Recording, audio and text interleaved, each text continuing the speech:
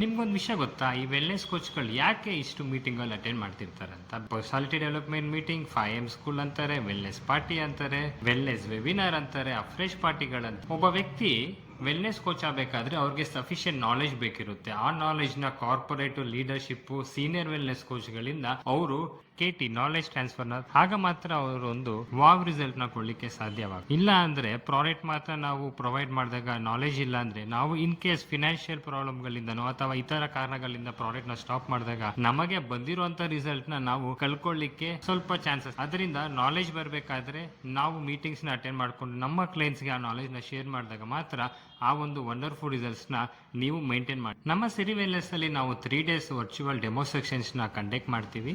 ಇದರಲ್ಲಿ morning fit hour ಇಂದ ಹಿಡಿದು ಬೇಸಿಕ್ ಮೀಲ್ ಪ್ಲಾನ್ ಆಗ್ಬೋದು ಮತ್ತು ಈ ಕಮ್ಯುನಿಟಿ ನಮ್ಗೆ ಹೇಗೆ ಹೆಲ್ಪ್ ಆಗುತ್ತೆ ಅಂತ ನಿಮ್ಗೆ ಅವೇರ್ನೆಸ್ ನಾವು ಪ್ರೊವೈಡ್ ಮಾಡ್ತೀವಿ.